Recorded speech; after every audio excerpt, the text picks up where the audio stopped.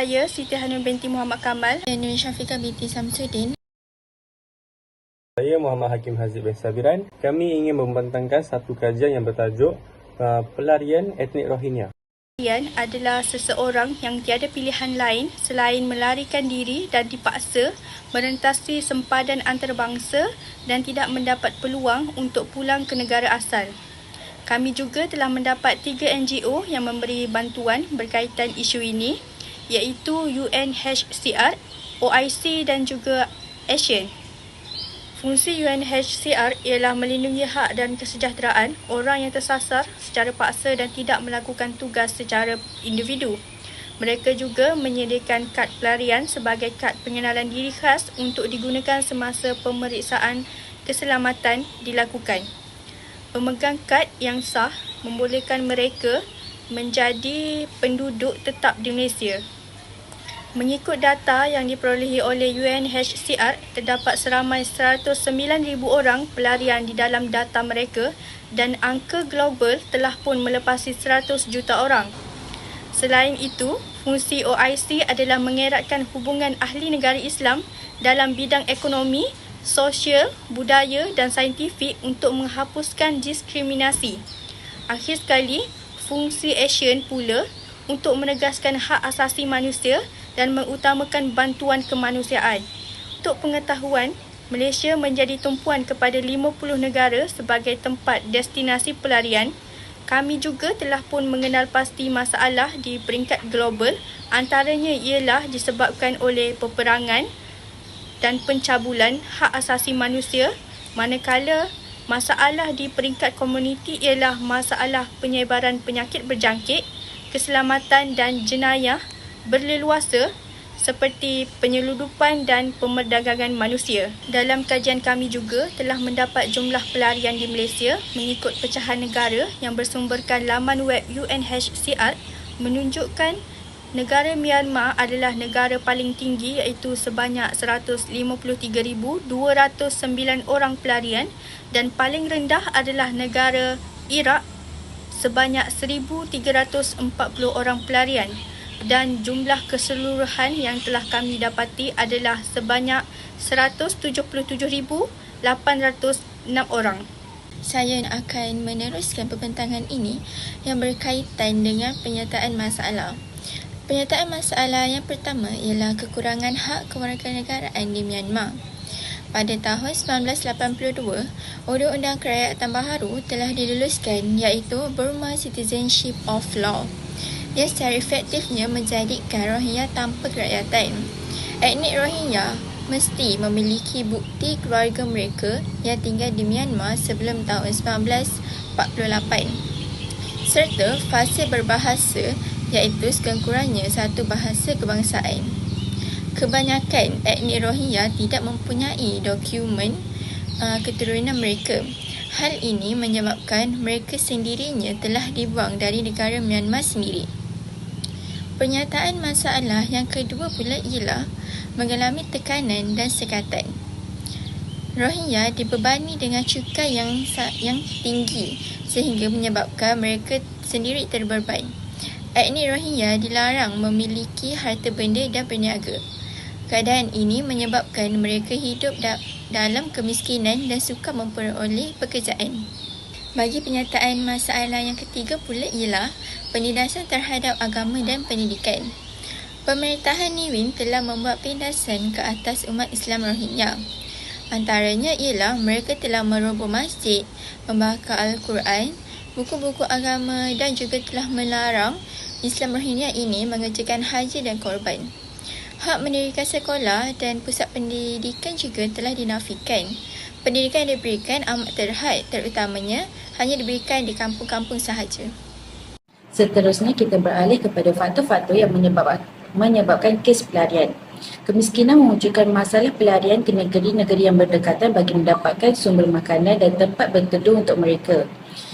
Berlaku kekacauan dan kecelaruan politik dalam negara menyebabkan punca pada masalah kadar kemiskinan yang terus meningkat. Sebagai contohnya, negara Colombia dan Myanmar adalah kerana melesetan ekonomi dan kadar kemiskinan yang meningkat.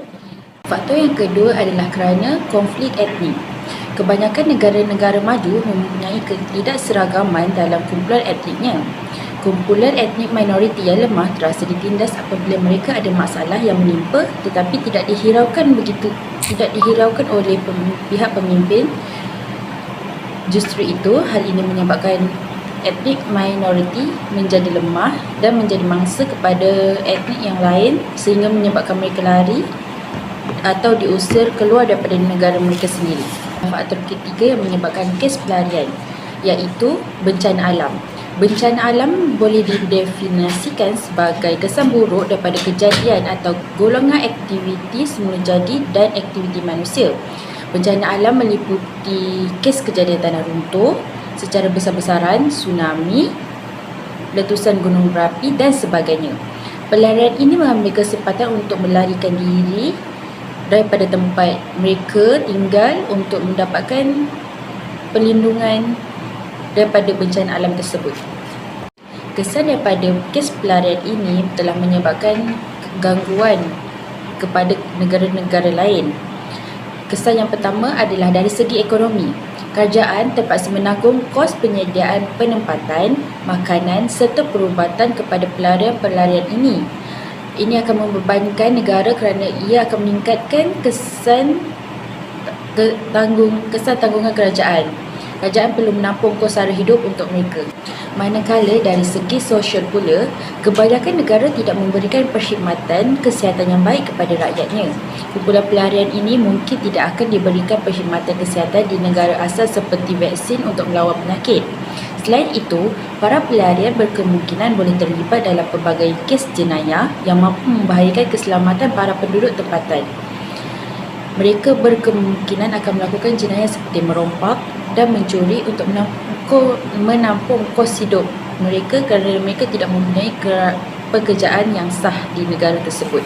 Manakala dari segi keselamatan pula, kegiatan subversif golongan pelarian yang menentang negara asal mereka akan memberi kesan kepada politik negara yang mereka kunjungi tersebut.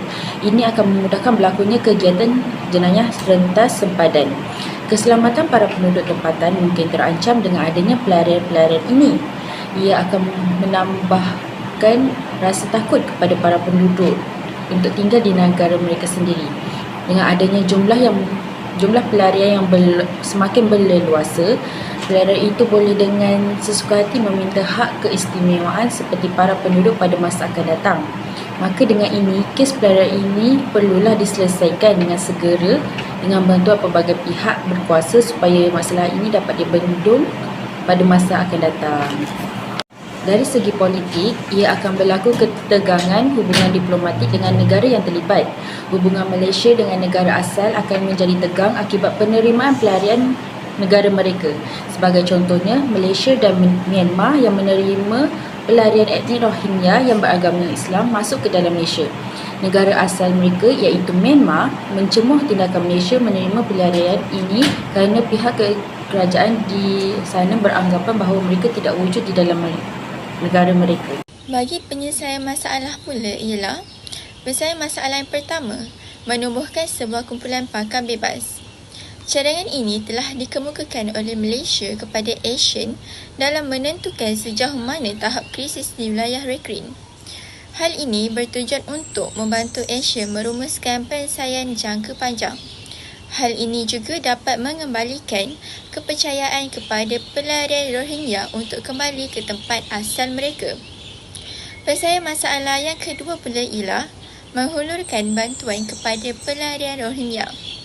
Malaysia telah mengambil langkah untuk menganjurkan sidang kemuncak luar biasa OIC di Kuala Lumpur. Desakan ini telah dibuat oleh Malaysia kepada negara-negara Islam yang bernaung di bawah Organisation of Islamic Cooperation atau dikenali sebagai OIC. Antara anggota yang berperanan dalam menangani krisis ini ialah Turki, Arab Saudi, Pakistan, Bangladesh dan juga Indonesia. Bagi penyelesaian masalah yang ketiga pula ialah pemberian kewarganegaraan dan status. Malaysia telah menuntut janji Aung San Suu Kyi untuk menangani punca sebenar penduduk tempatan Rohingya. Penyediaan tempat tinggal adalah bantuan yang perlu diberikan kepada penduduk Rohingya. Penuntutan janji ini juga bertujuan untuk meredakan tegangan dan menggalakkan penyelesaian yang berkekalan. Penyelesaian yang keempat pula ialah membenarkan mengakses misi kemanusiaan. Kerajaan junta Myanmar didesak oleh Malaysia supaya mengakses misi kemanusiaan. Ianya membolehkan misi bantuan daripada Malaysia dari segi sumbangan yang bernilai RM10 juta. Sumbangan tersebut adalah usaha kemanusiaan dan projek pemulihan sosial di Rakhine dan misi kemanusiaan Food Flotilla for Myanmar pada Februari tahun 2017. Oleh daripada itu, Myanmar menghentikan serangan ke atas penduduk Rohingya selama 4 bulan.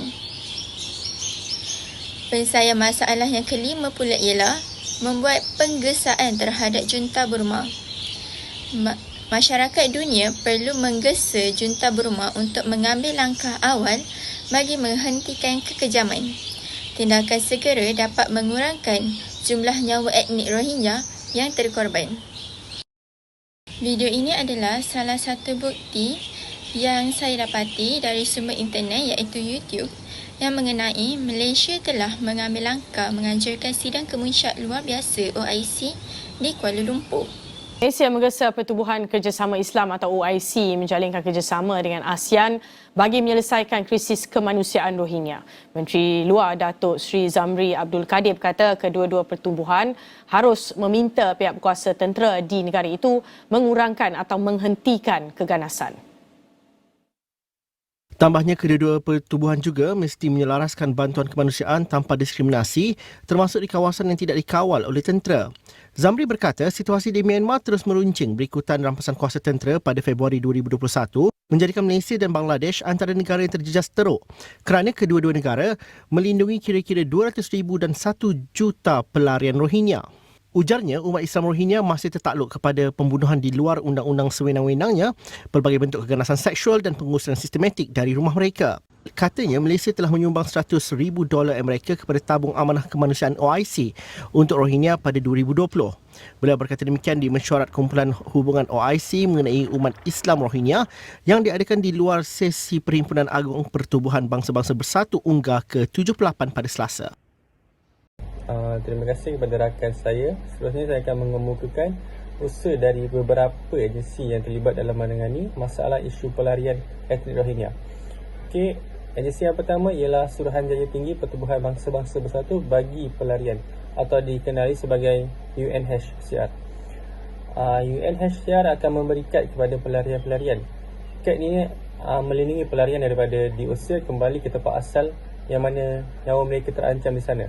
Selain itu, kad UNHCR tertakluk di bawah pelindungan undang-undang dunia. Pelarian-pelarian yang melakukan jenayah berat boleh dibuang ke layakan pelindungan dari kad ini seperti melanggar keamanan, jenayah peperangan dan jenayah manusia. Serta mereka boleh dihukum mengikut undang-undang sesebuah negara di mana tempat mereka tinggal. Seterusnya, pelarian ini tidak kekal selamanya apabila tempat asal mereka sudah selamat. Bermaksud mereka akan dipulangkan kembali ke tempat asal mereka ataupun dipindahkan semula ke negara asal mereka. Akhir sekali, bagi agensi ini, usaha mereka tidak akan mengeluarkan lesen memandu bagi pelarian.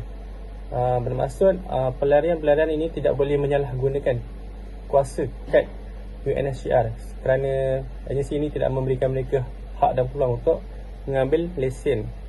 Okay, agensi kedua yang saya dapat ialah Pertubuhan Kerjasama Islam iaitu OIC. OIC merupakan satu pertubuhan antarabangsa di kalangan negara-negara Islam yang mana mempunyai delegasi tetap ke Pertubuhan Bangsa-Bangsa Bersatu. Berdasarkan maklumat yang saya perolehi, OIC telah menggerakkan satu usaha dari segi politik dan kemanusiaan yang melibatkan pelarian Rohingya. Seterusnya, OIC juga membuat satu kutipan derma bagi membantu pelarian Rohingya dari 57 buah negara anggota. Bermaksud, wang yang dikumpulkan akan diberi kepada negara-negara yang mana menerima etnik Rohingya untuk membantu mengurangkan beban mereka. Seterusnya, OIC turut menegaskan di komuniti antarabangsa agar mendesak Myanmar untuk menghentikan kekejaman dan penindasan yang mereka lakukan terhadap kaum-kaum Rohingya di sana. Okey, seterusnya agensi yang ketiga yang telah saya perolehi ialah Association of Southeast Asian Nation, iaitu ASEAN, yang mana ASEAN terdiri daripada negara-negara Asia Tenggara, iaitu Malaysia, Filipina, Thailand, Singapura, dan sekarang bertambah kepada Brunei, Myanmar, Kemboja, Vietnam dan Laos. Okey, usaha mereka ialah mereka telah sebulat suara untuk menaikkan isu pelarian Rohingya di PBB. Seterusnya, ASEAN juga telah menghantar beberapa tentera pengaman sebagai keselamatan antara etnik Rohingya dengan pemerintah mereka. Ini bagi untuk menjaga kesejahteraan, keamanan etnik Rohingya di sana agar tidak berlaku perkara-perkara yang tidak diingini. Seterusnya, ASEAN juga telah melantang suara jika pihak Myanmar berkeras dan mereka akan terpaksa mencampurkan tangan kuasa besar iaitu China dan India dengan melakukan sekatan dalam pelaburan ekonomi. Akhir sekali, usaha lain ialah memberikan peluang kepada wakil etnik Rohingya untuk bersuara seperti Palestin di persidangan antarabangsa. Okey, kesimpulan bagi keseluruhan kajian yang telah kami buat ialah, pertama, terdapat pelbagai masalah dan faktor yang menyebabkan isu pelarian etnik Rohingya ini sukar ditangani, iaitu masih terdapat negara-negara besar atau kecil yang tidak mengambil peduli atau tidak melakukan sebarang tindakan terhadap isu pelarian etnik Rohingya ini. Isu ini juga memberikan banyak kesan yang negatif kepada dunia, terutama negara asal pelarian Rohingya. Sebagai contoh, isu ini akan berterusan yang mana akan membuatkan lebih ramai kaum Rohingya berhijrah atau datang ke negara lain dan menjadi beban negara yang mereka datang. Oleh itu, setiap agensi dunia perlu membuka mata dan menjalinkan hubungan kerjasama untuk menangani isu ini daripada terus berlaku agar lebih mudah ditangani dan mudah terkawal. Seterusnya, janganlah menjadi agensi dunia yang suka untuk mendengar pendapat dan perbincangan dari negara kecil yang tidak mempunyai kuasa.